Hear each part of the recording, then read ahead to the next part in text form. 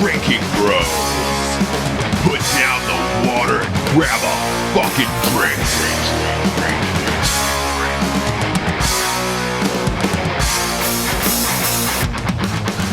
Yeah! Hey guys. Holy shit! Oh boy! Welcome to Drinkin' Bros. It is Drinkin' Bros, and I can sure act a fuckery. Yeah, Jared Yeah, you can. Jared you knows really fuckery. goddamn can. I've got no rules. No parents are here right now. Nobody. No parents are there. Matt and Rocco are not there to tell you what to do. My pants are off. Oh, God. Goddamn right that your pants are off. Who's over there, Jared? Who do we got Dude, tonight over today there? we've got a special treat. Joining us is Mr. Marty Skovlund, prior 1st Battalion Ranger, author of The Violence of Action, and just an all-around smooth-talking jazz cat. Wow. I live in a van. Wow. That was a They're fucking... literally Marty, scraping the bottom of the barrel for podcasts this week. They found a dude Marty, living in a I'm van. not going to lie, though, but Jared gave you a nice intro. He really gave you the honey tonight. Yeah, I You mean, for as bad as Jared looks in person, he's actually kind of a nice guy. I know. It's shocking, isn't it? It's shocking. In person, you meet him, you're like, God, that's a white devil. That's a white How did fucking this guy devil. get famous? Oh, it's because he's so nice. I know he is, He's just isn't really he? nice to people. He is. He is. Well, hey, we got some sponsors tonight, Marty. We'll show you how this show works, God damn it. Fuck yeah. This podcast is brought to you by Carnivore Club. What goes great with both beer and wine? Meat. You know this. It's fucking meat, God damn it. Oh, so this is for not those the same meat eaters Carnivore listening- Club I dropped like 100 ones at last night. No, it is definitely There was a not lot of that, meat but- there too. A lot of There dudes. really is. There really is. But for those meat eaters listening, imagine this. Every month, someone packs 2 pounds of the tastiest, highest quality, dry-cured meats. Pounds. Yes, they can find it. They pack it into a box, Jared. You know what they do? They mail that fucking box to you. So you And can it's get a new ribeye meat. on your doorstep? It's Yeah, you can get whatever you want. It's a new meat every month. Great. I love You know it. what they have, Marty? They got venison jerky. They got wild boar salami. Holy They got shit. spicy spreadable pork. You name it. If I It's- had and a it's front porch, I would totally get that delivered to my front porch. It's a real goddamn thing. They can deliver it to your van, your fucking van, probably. That would be It's amazing. called. Look, it's called Carnivore Club. Taste it for yourself. Go to carnivoreclub.co and sign up. You can use the promo code Drinkin' Bros to get 10% off your first box. God damn it, we love Carnivore Club. It sounds We really amazing. do. It is. It is amazing. Our next sponsor, Marty, you might have heard of them. It's a little whiskey company. It gets your mouth wet. It gets your tummy sweating. It gets your asshole numb. It is called Lead Slingers Whiskey. Oh, yeah. Tummy. Lead Slinger's whiskey has definitely numbed my asshole in the past. Whoa. I bet it has. Are you drinking? Are you drinking some over there right now, Marty? No. No, I'm not. I'll get to that in a second, though. I'll let you finish on the Lead All Slinger's right, whiskey. all right. But I saw on Facebook there's a lot of places throughout the Texas area that are carrying that Available right in now. Texas everywhere. If you live in Texas, call your local specs, ask them for it, beg them for it, tell them you need it in your life. Offer sexual favors. Yes. Yeah. Actually People were open. driving in out of other states and getting it. Lead Slingers whiskey is my favorite fucking whiskey. And last but not least, we have the greatest piece of American literature ever written. Better than Mark Twain. Better than anything that fucking Hemingway guy wrote. He was just a drunk anyways. Who is Yeah. he anyway? Fuck him. Fuck him and the fucking horse he rode in on. Actually, my steed.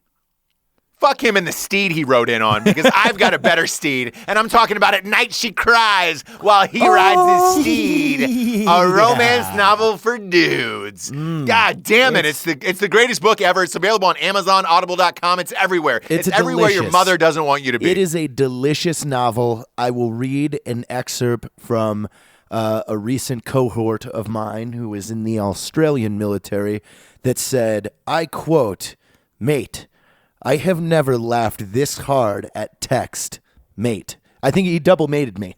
Wow. He double mated you. Yeah, he I double think that's a mated me. compliment in Australia. I think double he mated you. Yeah, he I double think that's a mated me. compliment in Australia. I think it is. It is. I think a double mate means Yeah. like he was taken away. He was in it. He was into it. Just like yeah, he felt it. And then he ended it with a "thank you, you sick cunt," which Oh. sick cunt is great. Yeah. that means Oh. that's Yeah. awesome. If they call you a shit cunt though, that means you're a fucker. You're a I real just always fucker. thought cunt from anybody that has a different accent was a good thing. Yeah, it pretty much is. Yeah. No, being called a cunt is the highest form of flattery. Yeah, we're You so know? uppity here in America that we don't use it more often. We really need to get on the. No, you know. we should. You know what, Marty? If Donald Trump is president, we're going to use that goddamn word more often. If Donald Trump We're is gonna use it president, more often. shit's going down. And yeah, cunt will be part of my daily vernacular Yeah, if that it'll be, happens. It should be, Marty. It should be. Hey, Marty, what are you drinking tonight? What do we got so there? I've got 2 bottles of random wine that I found at the store down the street. Whiskey business. Yeah, and why wine? Why so fancy? Because we just started Drinkin Bros Bespoke for the finer gentleman and gentle lady. So I figured, I'm going to class it up with some wine. And not too classy because I'm drinking it straight out of the bottle like a fucking bum that I am. But, want to promote Drinkin Bros Bespoke. Yeah, and I like Ross, that. this wine is called. When he told me what this wine was called, it reminds me of a girl you accidentally get pregnant at the local Y. It's called Broquel. Oh, It's did you Broquel? Did you Broquel? As soon as he said it to me, I was like, God, that sounds like, man, how am I ever going to finish my rap career? I got Broquel pregnant. I was kind of thinking Yeah, like Caitlyn man. Jenner's mistress, but I mean that yours works too. Yeah, It but sounds like is Caitlyn a girl- Jenner's mistress a girl or a boy? Exactly. Thus, Yeah, Broquel. Which Broquel. one? Broquel. It sounds like a girl named Raquel who was just down with 2 dudes fucking her. Like, This it's is- Broquel. It's Broquel. This sounds like someone, if you were a close friend of RuPaul, he would introduce you to a Broquel. Yeah, at some Yeah. point. There this would be is a my- dinner party this where is it's like, my oh, hey, friend can you pass me the Broquel. pate, Broquel? She quilts. You need to check out her quilts. They're amazing. Yeah, she made 3 portions of the AIDS quilt. Like if you That's got Broquel. if you got invited to Prince's house for an after party, like someone named Broquel would be there. I would there would be, fucking love to you know go what, to a Jared? Prince There would after be party. 2. Yeah, there would be 2 Broquels. I'm gonna add that to my. I'm gonna add that to At my Prince's bucket list after party. right now. Yeah. Dude, put number 1, Marty, if you're writing this down, be friends with Prince. 2, go to his after party. 3, Yep. meet both Broquels. Yes. It has to be that detailed. Yes. Hopefully, one of them is introduced to me by Prince. Literally, I want to mark this right now that if you ever shake hands with Prince, if any of us do, the Yes. first thing out of our mouth has to be, do you know anyone named Broquel? Broquel. No, Hey, we don't even Jared, ask can I- it. can we I tell you- demand, where's fucking Broquel? I want to meet him right now. I don't give a shit if you're Prince or Hashtag not. free Broquel. Free Broquel. Yeah. Free Broquel. Hashtag pray for find Broquel. I say since we're going there, can I tell you a really awesome Prince story, Jared? Oh. You know he's one of my favorites, right? Fuck yeah. You got a Prince story? He has a I'm Prince instantly story. I got jealous. everybody should have a Prince story. If you don't have a Prince story, you can find a way to get a Prince story. So a friend of mine, Prince plays these concerts, and he does this all the time, by the way. He'll pop up in different cities, and he'll just play a surprise show, and it doesn't matter where it is. It doesn't have to be an arena. It could be a bar. In LA, my buddy was like, "Hey, Prince is playing at this restaurant tonight," and I was like, "Oh, really? Are you fucking serious?" And he's like, "Yeah, man. You need to go to the restaurant and talk to the manager, and he'll give you a ticket for $100." And I was like, "This can't be real," but it also sounds like something that Prince would do. You should have So- also been like, I'm fucking Ross Patterson. I don't pay $100 for tickets to Prince. Prince No. invites me. Trust me, everybody paid for tickets. Everybody, and I'll get to that because like Jamie Foxx and a bunch of people were there, and I was like, "Yo, did you pay for a ticket?" Everybody paid for tickets. So I go and I knock on this restaurant door. It's 2:00 in the afternoon. It's not open yet. It doesn't open until 5. And I knocked on the door, and this like white manager answered, and it's in a nice part of Hollywood. And I was like, "Hey, man, I'm here for Prince tickets," and he goes, "Oh. Who told you Prince was playing?" And I was like, and I didn't know if this was part of the game. So I was like, "Well, who didn't tell me Prince was playing?" And he goes, all right, come in. He's like, you know, it's cash only, right? And I was like, yeah, I heard that. I didn't hear it was cash only. I had no fucking idea. So I give this guy, luckily I had $100 on me. I give this guy $100, and he doesn't hand me a ticket. He hands me a business card. And on the business card, it only said 2 words on it. On the front of the business card, it said Prince. You turn over the business card, it just said midnight. That was it. That's the fucking most baller ticket ever of all time. So I was like, this is it? And he goes, yeah. This is it. And looking at me like I'm a dumb shit. Like, oh, you don't know Prince? Well, this dude, is what Prince does. Up to this point, Ross, you were in there. He thought you were high level. Like, because you're like, yes, you I knew. answered all the right questions. Like, who didn't tell me? Of exactly. course I know it's cash only. And then you're like, hey, what the fuck is this? He goes, then he just realized, oh, this is your first time, you fuckwit. Yeah. What, yeah. Hey, one question, though. Was the card velvet? No, the was card parchment. wasn't velvet, but it was parchment. Yes, it was raised from the text. Constitution. Yeah, it had texture to it, didn't it? Yes, it was raised text. The font was like something special, and you were like, "Oh shit!" It wasn't like Purple Rain font either. It was like No was like fucking Vista like print old shit in English, this shit. Old English. Yeah, it was Old like, English. Yeah, Prince, Old English. midnight. Prince. Yeah, midnight. So I was like, all right, fuck, man. So I called my buddy and I was like, yo, I got the ticket. I was like, but it's a business card. And he goes, oh, yeah, I got the business card too. And he goes, oh, so I'll see you there at midnight. So we go in at midnight and we walk in. And again, it's just a restaurant. It's not. There's no stage. There's no nothing. Prince clears out a couple tables. They clear out the other tables. There's maybe 100, 150 people there. And then they've got velvet rope around the band. So he's with the Revolution. They've got a velvet rope around him, but you walk right up to him. So I'm like, what the fuck is going on? I'm 6'3". I'm a large man. Prince is not a large man. I feel your pain. He's got Prince. He's got 6-inch heels on. That's no lie. 6-inch fucking heels, and he's maybe 5'3", 5'5" tops on his best day with 6-inch heels on. So he starts the show blaring like he's in an arena, but he's in a restaurant. There's 150 people in there. Plays for fucking 3.5 hours straight. I'm right in front of him, maybe 2 feet away. There's no security. There's no nothing. He plays like it's his last goddamn day on earth. He, after the show is over, he walks into the kitchen with his entire band and just stops, and we're like, what the fuck is going on? So a couple other people start like screaming out, encore, encore. I start screaming out encore, but I can see him. Prince is in the fucking kitchen with the rest of the band, and the kitchen's not very big, so they're all huddled up in there. They're all shuffled together, and Prince, like, I'm making eye contact with Prince. So I have to start, I'm clapping because I want the encore, I want the full shit. And then after 5 minutes of just standing there staring at us, he walks out of the kitchen as if it was like a stage, like he was behind an arena. He comes back out and plays an 18-minute live version of fucking Purple Rain that tore my dick and balls off, and then he leaves. I just got a chill up my spine. This experience is once in a lifetime. Once in a lifetime. I so thought you were going to say that Prince cooked you a fucking omelet. No. Into the kitchen. But by the way, Chappelle and all that, the Chappelle show and all that shit was out by then. So that's kind of what you're expecting.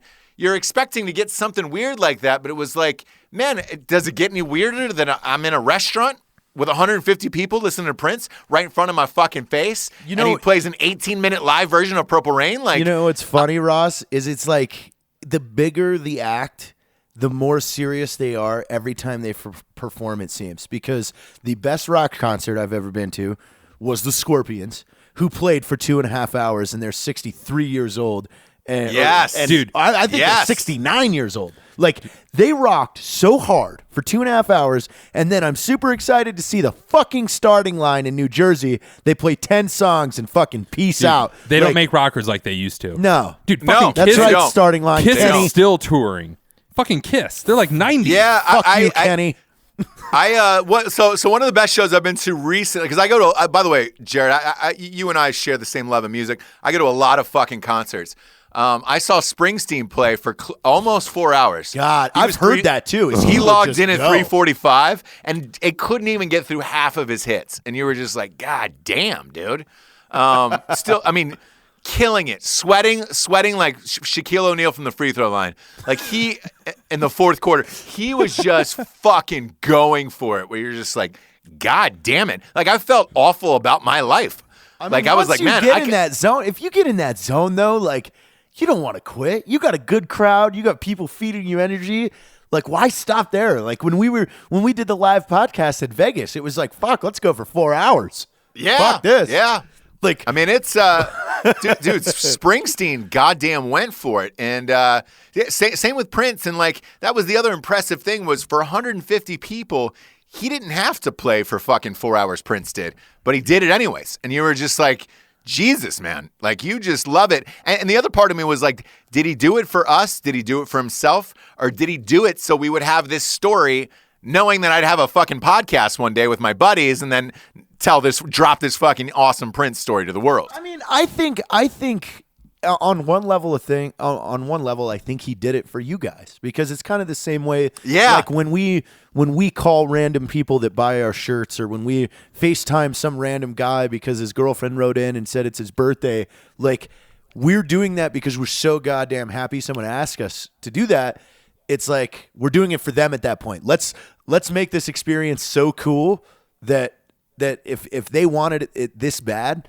So for him, it's like, hey, I got 150 people here, but I'm going to make this fucking rad. Here's my theory. I think Prince did it so that your grandchildren's grandchildren will tell parables about his exploits. Yes. Yeah. I look, because I'll tell this story forever.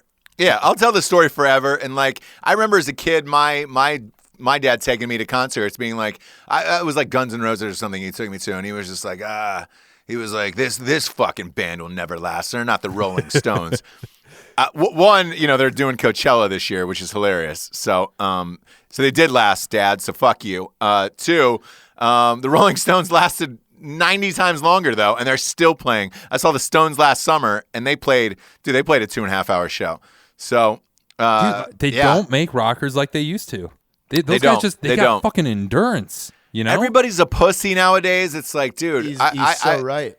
I mean, you're just right. Nobody can live anymore. Like all these fucking people. It was are just dying. like, oh, It's Ross, just- the other day. So I'll go into this tangent if we're going to talk about fucking rock bands. So let's do it. Let's fucking go there. I see one of my buddies from Pensacola posts, oh man, we made national news when I woke up this morning. So I was like, oh fuck, what'd you make national news for? He was one of the guys that used to be in a really good local band in Pensacola that I loved. So I look, and what happened is he's in a new band, and they opened up for two fucking metalcore or Christian core or whatever the fuck you want to call them. I mean, there's so many goddamn metal. Fucking POD. There's so many metal genres or whatever it is. But two decently large ones. One's called The World Alive, and the other one, I don't even know what it's called because I don't give a shit. So anyway, or The Word Alive, I'm sorry. It's The Word Alive and Fit for a King. Those are the two fucking bands that are playing. So these guys opened for them. And when I woke up and read this story, the lead singer for Fit for a King had tweeted, a local band in Pensacola jumped The World Alive's manager because he cut their set early. We'll make sure that we destroy these guys and we'll never play again.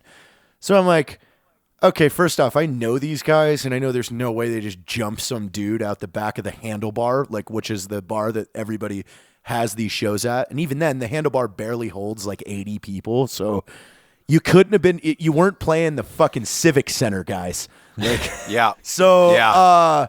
So I do more digging, and I come across one of the rock podcasts or radio shows actually called that band, the local band of Pensacola, to interview them to find out the story. And they tell the story about how the manager was a fucking dick. They had got their stuff set up, and their engineer was late to fucking sound check them, and they started playing. They got through one song, and then the manager comes up. He's like, you got one more, and then we're cutting you off, and you don't want to fuck with me if you want to argue. So they're like, Jesus. So they did one more song, and then they stopped. They played two songs for an opening, and they all go back out back of the venue, and they're like, man, that manager's a fucking cocksucker. And he hears that and goes, oh, you want to talk shit? The band's like, yeah, we do. And they get into a scuffle. There was like a push. Fisticuffs. And then one guy tried to break it up, and they all fell to the ground. And then a security guard came out, and the manager cried like a little bitch. That's right, The World Alive. Your manager's a fucking bitch. And the security guard kicks the local band out. And then, of course, this other metal band that's there, the Fit for a King, takes to Twitter and that's their response. We're gonna go to Twitter. I'm gonna fucking make a mean tweet. And so I posted on that lead singer's timeline that morning, like, oh, cool, you're a metal band. You took to Twitter when men were handling shit like men handle it. Like, let them fucking go to blows out back and settle their problems. Hey, bro. Instead, let them do cocaine, punch each other in the face, rip each other's dicks off, and then attach them later and then back to their shake bodies. hands and drink beers and not give a Yeah. fuck. Instead, be a fucking man. And that's about what it. I asked. That's what I asked Fit for a King. I said, hey, is all that screaming and that fucking drums and hard guitar just for fucking show, or are you guys just a bunch of little pussies that fucking scream into a microphone? Because apparently your resolution to things is, I'm going to take to Twitter and ruin a local band's career. Like, Hey, bro. Hashtags win wars. you're just a fucking dick is what you are. Exactly. Hashtags win You wars. should rename that band the Screaming Nancies. And we should because that Fuck the that Screaming Nancies. Had that local band actually like jumped a guy, like where 9 dudes are just kicking a guy while he's in the fetal position, I would not have been on their side. I've been like, you guys are punks. Like, it should have been 1-on-1. But when you actually read the story and then see the aftermath that all the whiny little bitch ass fucking wannabe metal bands cry about afterwards, then it's just like, you guys are fucking gay. Yeah. They're crying over spilt Campbell's soup. You know. They're crying Chunky because Campbell's they're crying. He was crying because someone spilled his vape solution. Yeah. all that vape. Dude, you know how much fucking vape you just wasted? You just wasted so much fucking vape, dude. Man, fuck you, man. I was going to vape all night. I was gonna vape, man, and you just spilled all that solution. You know how much hey, that but by the costs? way, yeah, you know how much that fucking costs? You know who's hardcore, though?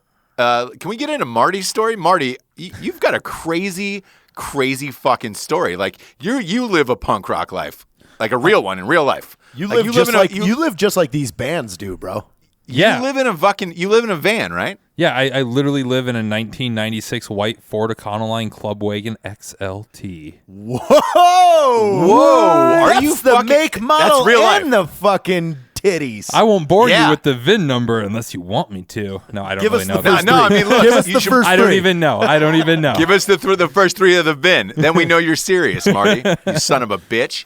Nah, bro, it's got a 150-watt solar panel on it and a queen-size mattress. Oh, That's man, where the that magic thing's happens. Who's in the van with you? So it's me, my beautiful wife, my 18-month-old daughter, and my black lab. Now Wow. that's intense. The fact that you brought a dog with you, like that's next Yeah. level. Yeah, dude, the baby's next level, but then a dog on top of it, like. Yeah, Holy so shit. it's a double-edged sword, because you got the dog, so it's like, if there's street youths, bustling about outside the van, causing problems, doing things that street youths A ruckus? do. Causing yeah, a ruckus? You've got the dog there to warn them, let them know, like, hey, That is true. don't fuck with this van. I thought about that too. Okay. Is the dog is Yeah. because the only reason why I'd feel uncomfortable in that situation is like I asked you first is I would hate people knocking on that Yeah. when I'm asleep. Because at that point, it's like, who comes up?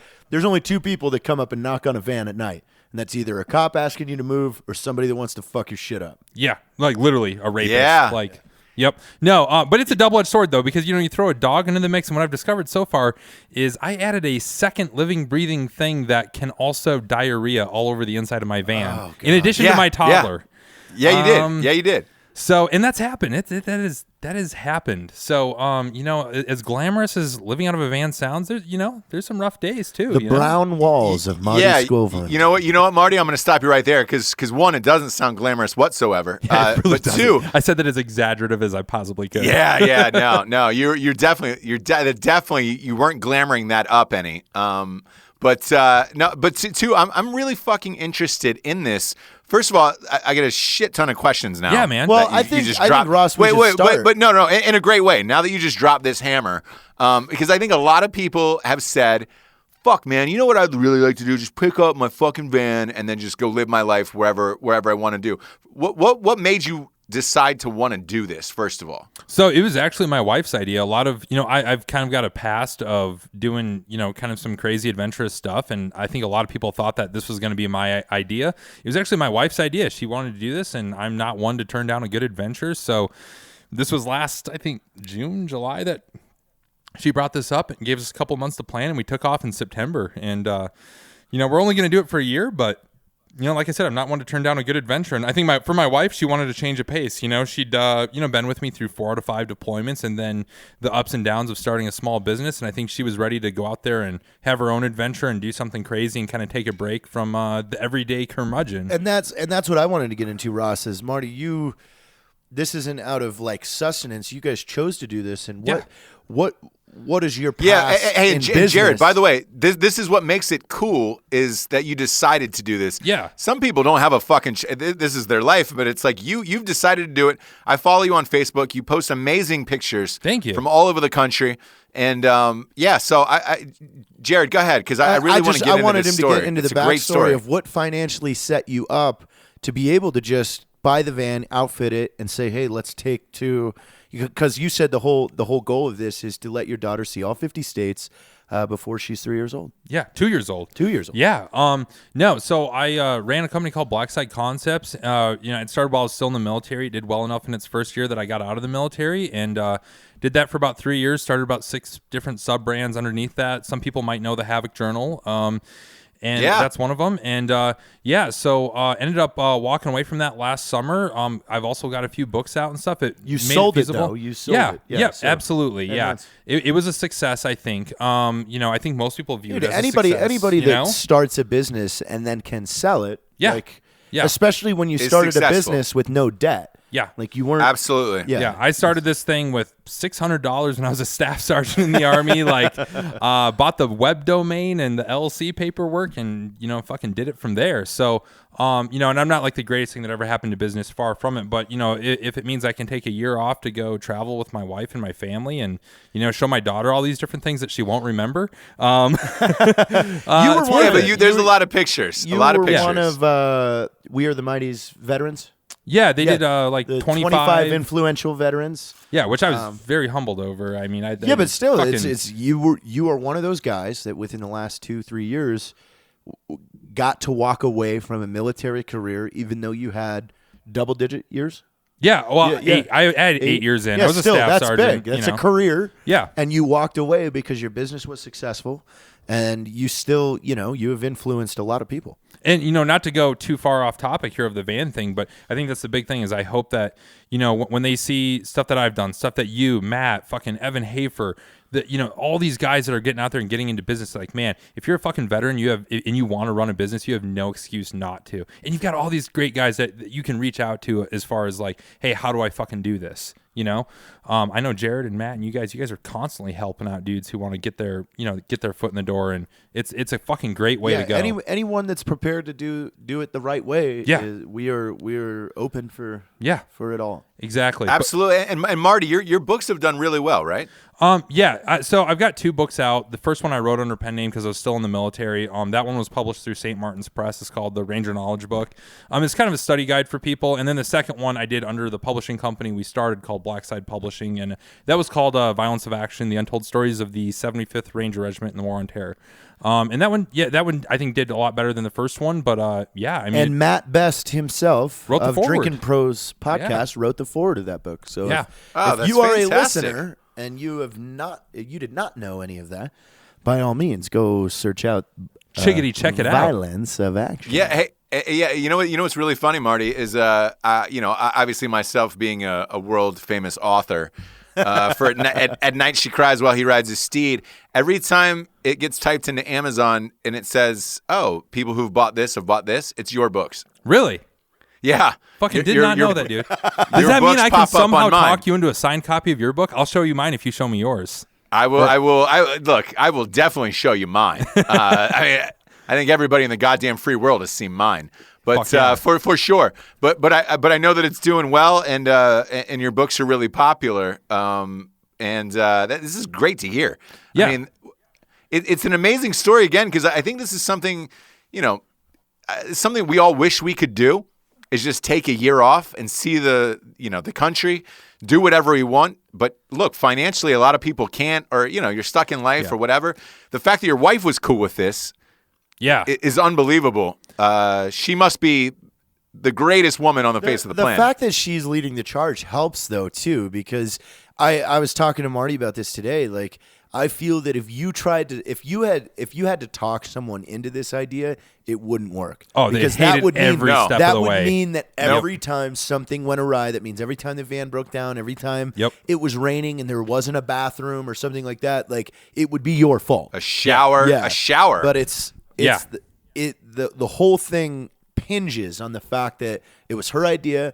And of course, guys are down for fucking anything. I mean, we don't care. We're so used to not having things.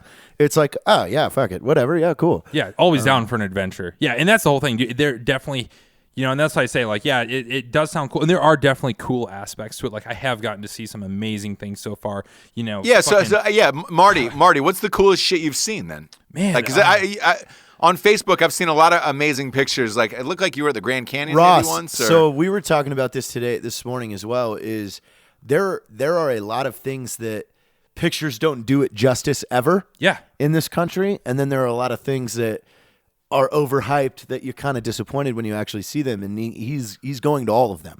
Yeah. And I mean, so here's the big one that really surprised me.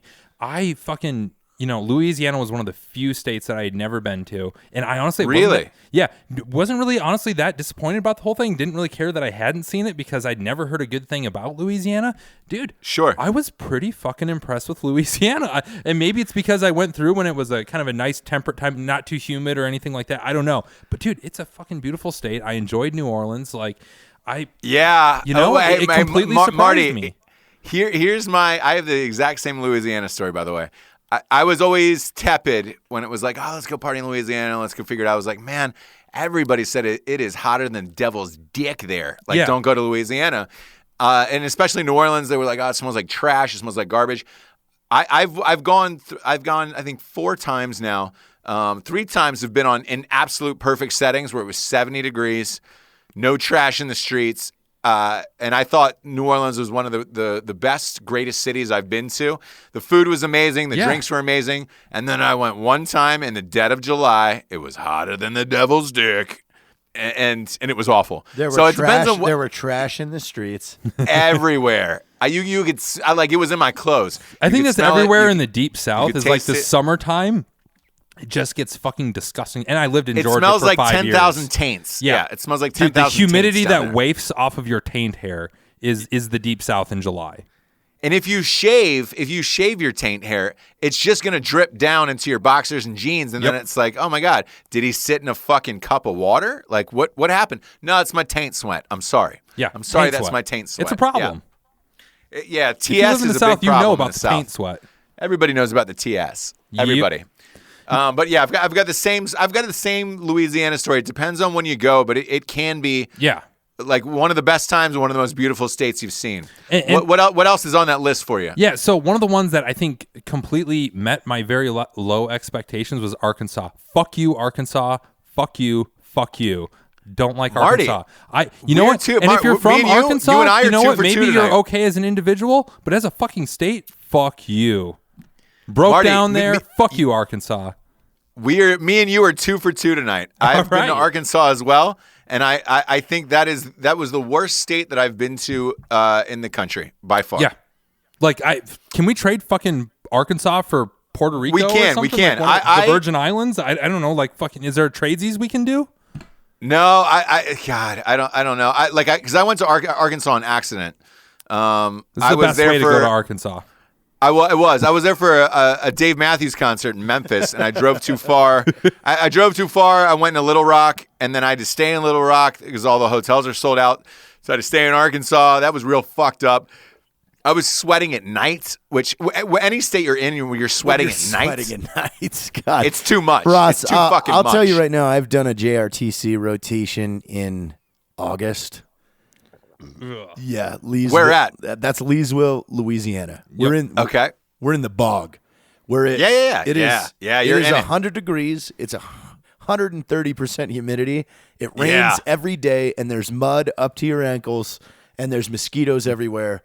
Like, you want 21 days of misery. Go to JRTC. It's JRTC in August. Yep. Yeah, that's I believe it. I absolutely believe it. I was in Alabama once in August, the beginning of August, and that melted my dick skin off. I went to a Korn concert in August in Alabama once. Did you really? Where at? It was Mobile.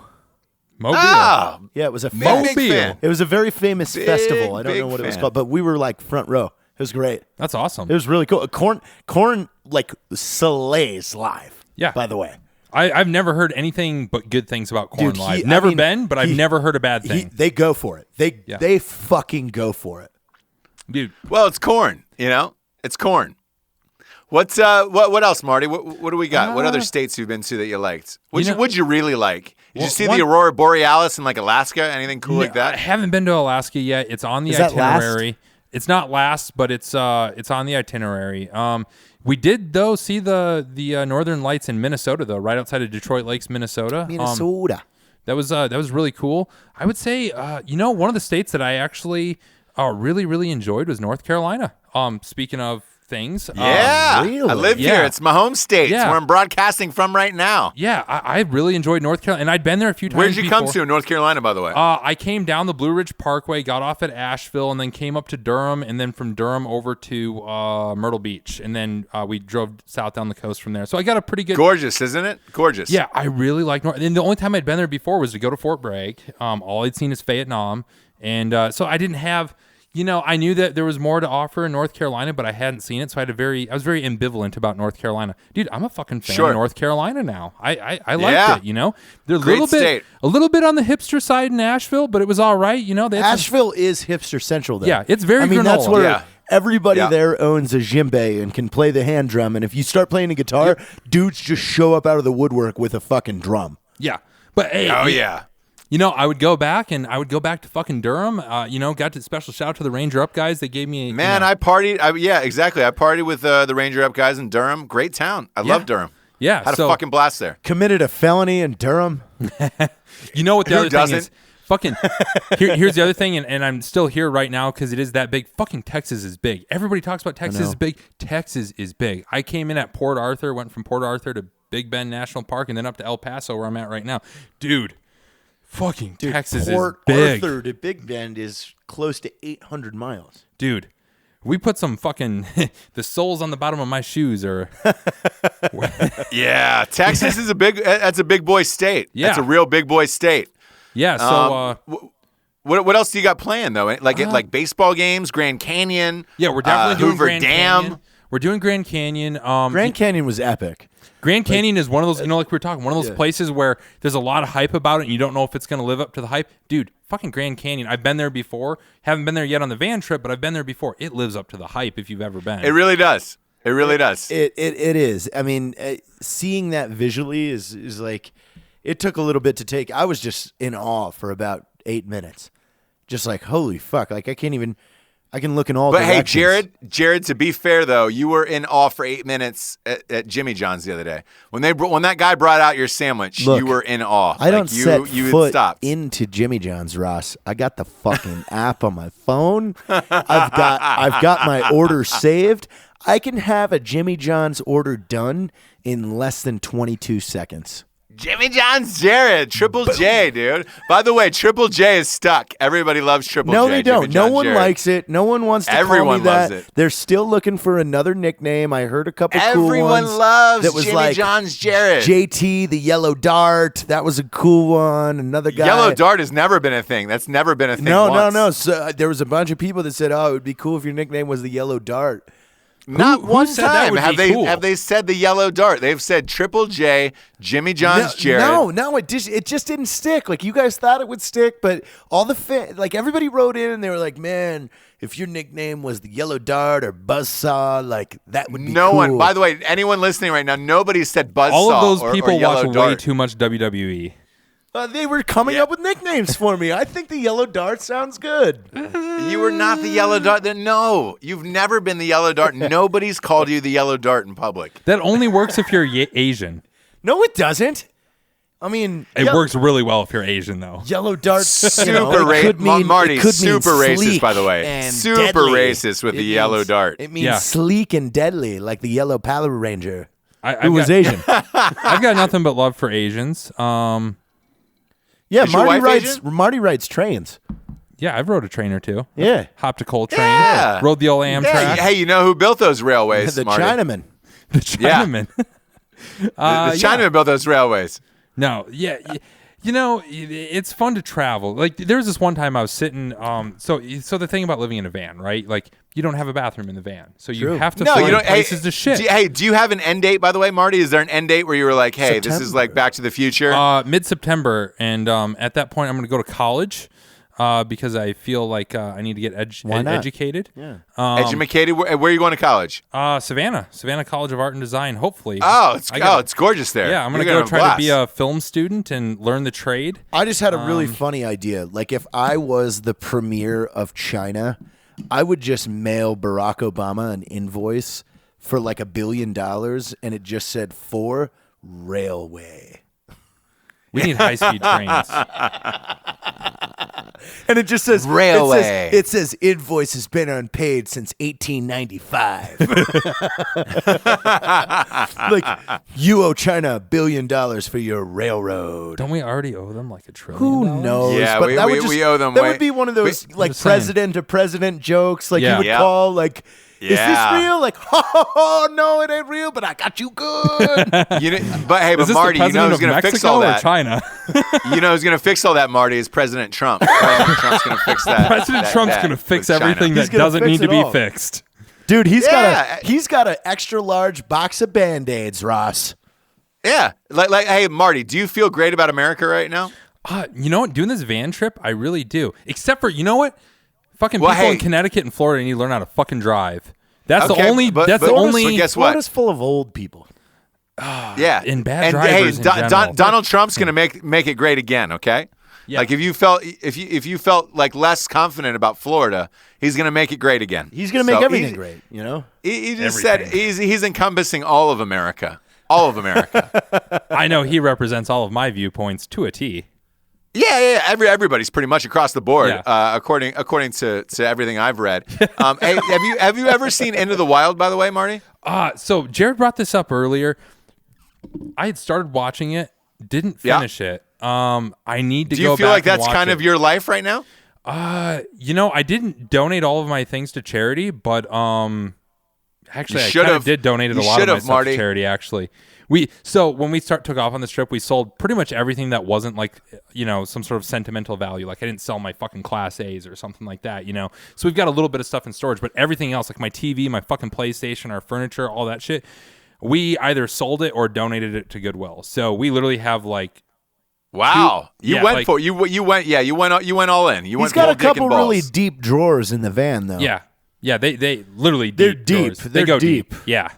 So I can fit a couple T-shirts in there. Yeah. Okay. Yeah. Okay. One of the biggest T-shirts. Let's talk about that because one of Marty's designs that we bought from him, it was a trade. Tradesies. Matt traded a camera for the design of the freedom flag. And the freedom flag has shown up all over the fucking It's place. Popular. It's gotten around. Big fan. Yeah. I've got a bunch of those shirts with a freedom flag on them, Marty. I didn't know you did that. No, that was the first thing I'd ever done in graphic design. I was teaching myself Photoshop. Yeah, and tried that out. It was the second T-shirt I'd ever made. And it did well for us in my company, but it did really fucking well once I gave it to Matt. And then now it's in 13 hours forever. Dude, I went to the premiere in Dallas and I about shit myself. So you didn't even know going into it. And then you No way. You were in You didn't the know Dallas your shirt was Stadium. in 13 hours. Because Marty watched the premiere of 13 Hours in the Dallas Stadium where they had everybody in the veteran community that had a name for them. Like we were supposed to go, but we were still tied up with something that had just gone I think you were down. still trying to wrap up Range 15. Yeah. Yeah, we were still trying to wrap up Range 15. So we couldn't make it, but you guys watched this movie in a stadium, and unknowingly, you all of a sudden see your design. Yeah. I'm sitting there like slapping the shoulders of the guys around me, like that. Did you fucking see that? Like literally stuttering, like a freaking. So that's a big shout out to Chris Pronto because he kept that. He did not tell us about that. He kept it from us. It was a little surprise. Like we love that guy. He's been so great to us. Dude, Chris is a solid dude. We've talked about 13 Hours before. He's just, that right there shows he's his character. He's a solid dude. Yeah. Like to him, that was a really funny joke on us because we didn't know until people that saw it the day it opened started sending us Instagram messages going, guys, your shirt is in 13 hours. Like, a Michael Bay film that just went Fucking worldwide. Michael Bay. Yeah. Yeah, That's the big time, Marty. That's the big time. I was really excited about that. But it was actually cool. Actually, the first time I felt really good about it was not this last SHOT Show, but the SHOT Show before. You walk into the fucking Venetian, it was like every other motherfucker in that place had a freedom flag on them, either a patch or a t-shirt or a fucking, whatever. I was like, holy shit, like I knew this was, got out there, but holy shit, like everybody's got this thing. And it feels good, like I'm not a fucking graphic designer, but hey, something I made is out there. It's cool. I can run the numbers later, but I want to say the last time we looked at him was well over 8 months ago, and it was close to 25,000 sold, 20,000 sold. Damn. Holy shit. Dude. Like, that's a lot of people wearing that. Yeah. It's very fucking cool, and you guys are all in the creative space. You know how good it feels to know something you created is out there and people appreciate it. Oh, yeah. It yeah, really, absolutely. It really is unreal. Like sometimes I forget until I realize, like this morning, I get a text from a tier 1 operator, like as high as you get. Like, and this guy just sends me a photo with the Art-15 logo on the top of his helmet because he's doing an exercise. Like, hey, rocking you guys today. It's like, dude, that's weird to me. Like, oh shit, you guys are all the guys we always looked up to. Like, oh my God, you are God. You're amazing. Yeah. And he's wearing our logo on his helmet, and he's proud of it. Like, that's unreal to me. Yeah, that's when you've created something special. That's fucking great. Cue the sad music. I would say the greatest reward of this whole thing is to see guys of every walk of life in the military and outside of the military, whether they're just a supporter or a pro 2A guy or a gun enthusiast or a mill guy, to take ownership of our brand is the most important thing about this whole operation. Is when they feel like they're a part of it because of how we have conducted ourselves and pushed it out. People talk about wanting to start a lifestyle brand. Like, that's such a fucking cliche thing to say for people starting a business. Like, oh yeah, I really want to start a lifestyle brand and create a movement and stuff. Dude, you guys literally fucking did it. Like, you guys are a lifestyle brand. You guys are a lifestyle. The people that follow you, they fucking drink whiskey, they shoot guns. Most of them have fucking served their country or support guys that serve their country. Like, dude, you guys are a fucking lifestyle brand. Cheers! Cheers! It's our first cheers of the night. It came late. Tonight, but they are a lifestyle brand. They're like Trojan, for condoms. You guys are the Trojan condoms of fucking military t-shirts. You are the industry standard, Jared, and you've done that. And I love you. Yeah, it's fucking amazing. I'm super excited. Like. Man, maybe you guys should have skipped right over whiskey and done Lead Slinger's condoms. It's funny. Over a year ago, we looked into that, but it was just we looked into repackaging and things like that because we had really funny ideas with condoms, and it came to the packaging where we were going to make a box that was 365, and we were going to call it the Korea pack. But it just, there was a lot of legal things. There's a lot of there's a lot of fucking ways FDA. It was like once you rebranded or repackaged a condom, like you're liable and lawsuits, like weird shit comes up. Like it's just one of those things you don't want to be. If anybody gets pregnant, you're getting sued. Yeah. When some guy comes back from the fucking YMCA and says, "Broquel's pregnant, bro." Dude, Broquel. You just got to put the warning right on the back label that says, "Hey, if you fucking fail to PMCS your shit, it is not our fault." But I will say this: Article 15 condoms. Your slogan could be, "We never, ever pull out." It's really great. It would have crushed. It would have fucking crushed. No. It says Art-15 condoms. The only thing we pull out of is Iraq.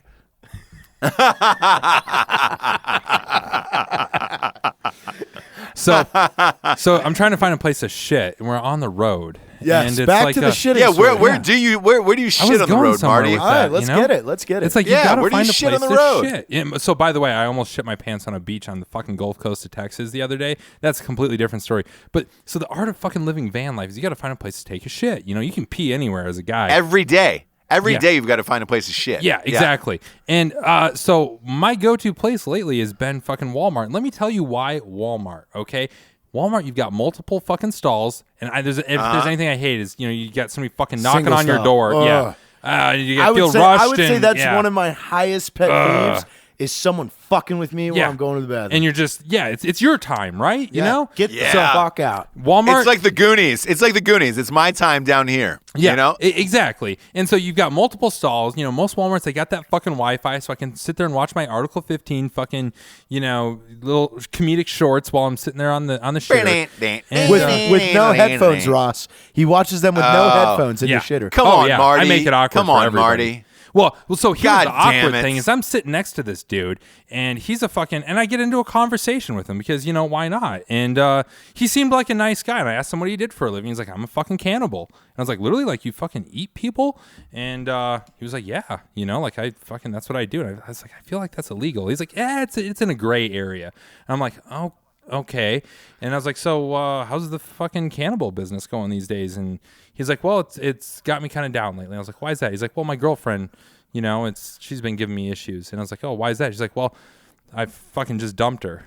And then it was right as he said that, I heard the ploop in the toilet. And I was like, oh. Just let that sink in for a second. Just let that sink in. Bum. Come on, Marty. We don't do shit like that here on Drinkin' Bros. We do not do shit like that on Drinkin' Bros. God damn it, you were better than that. He got you, Ross. You were better into than it. that. You were like, where is this going? Yeah. I was waiting to see because as soon as What's you get the into hook? cannibalism. Yeah. Yeah. What's the fucking hook? God damn it, Marty. I would prefer you said he's shitting his hands and then threw it over the stall. Like not a goddamn knock joke. Not a knock joke on Drinkin' Bros. We do not adhere to that. We do not adhere to knock jokes I on just Drinkin' really Bros. wanted to work cannibalism into the conversation tonight. I think you did well. That was the anybody only way I could listening. work it Anybody in. listening at home, we apologize right now. We apologize on behalf of Drinkin' But you Bros. got to admit, we are you not appreciate a knock cannibalism show. in the Drinkin' Bros. We are not a knock show. God damn it, knock. Jimmy John's Jared does not believe in a Hey, knock that's not my show. nickname. It's the Yellow Dart, motherfucker. No, it's Jimmy John Jared does not believe in a knock show. Yellow Dart. And on that note, Jimmy John Jared, Triple J, who do we have for the drinking bro of the week? The Drinkin' And or Bros and Broette of the week. We're gonna change. We're gonna start changing the format up just a little bit. Sometimes we'll label people that have done amazing things or really helped out in the community as far as everything that we've done and know them. But we're also gonna highlight people that have really awesome drinking stories. But I have a lot of history with these two. So Amy Harvey and Tori Stanley, which she is now Amy Stanley because they got married, obviously. Amy Harvey and I, we went to junior high together in high school. She was fucking awesome. Like she was one of the top 3 in the high school. I think you said that literally she was Hot the wife? BZ. She was hot? No, she was the most popular. Like she was because she was hot or was she cool? Both. Like she had it all. She had it all. Jared explained to me the dynamic in his high school earlier. I don't know if you want okay, so like in our high school we had cliques, but the cliques were not closed to anybody. Like even the elite, the popular crowd, they were still really nice to everybody. They weren't rude and reserved, and they didn't put anybody down. They were all really fucking cool. Everybody was fucking cool where I grew up. Okay. And she was one of them because she was part of the elite. She was part of the cool crowd. Didn't date anybody in our grade, obviously, because you got to go up. Yeah. When you're in high school, you date up. Yeah, especially if you're a it's chick. always If you're a guy, you can go. They gotta have a fucking car and all that stuff. Like so. But she was always awesome. Like she would help me like with girl shit and stuff like that. Like, oh no, here's how you get her. Because of course I would go down. There's 2 holes, but you really only want to start off with the one. But so obviously after we all go, I go to the military. Everybody goes their separate ways. Come back. A lot of my friends still live in the Pacific Northwest in Washington. She had married this guy Tori. I meet him for the first time, and it's like instant best friends. He's fucking awesome. He works for Amazon. Shit, yeah. He's okay. He's a lot of fun. He's definitely not a hipster. I mean, he would definitely be down. Like, dude, I got my boots on. Let's go fuck somebody up. Yeah. So anyway, these and two, 2-day shipping. You get free 2-day shipping. Oh, right? we were talking today because Amazon is on the verge of buying either UPS or FedEx. Dude, I just want to know when this fucking drone shipping is going to start. Yeah. Well, I mean, some of your bigger cities, LA has Amazon Now. Have you heard of that? Yeah, they've got lockers. So hey, by the way, I just did this, Jared. I bought a fucking. I needed a book for a meeting. I ran out of them. I got the Amazon Now. I was in a fucking locker at 7-Eleven within 30 minutes. Holy shit. Yeah, dead serious. That man. is awesome. So there's lockers set up. You put your credit card in, you order your shit, and it's there. They said under 2 hours. And you got it in 40. That's I did. amazing. I got it in 30 minutes. So I got it in anyway, 30 minutes. these two live in North Seattle. They're at this bar called the Baranoff, and there's like 40 of Tori's friends there. And Amy works at a big salon in downtown Seattle, and a bunch of her friends are there. And one of her friends, whose name is Lindsay, is getting fucking wasted and slutty.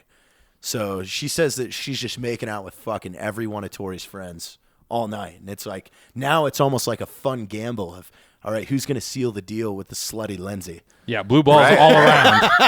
Right. So, so she said Tori starts getting fucked up, starts taking shots. She said it's funny because Amy said there's rules at the Baranoff. You only drink if it's out of a bottle or out of a shot glass. You don't get a mixed drink there because it's questionable.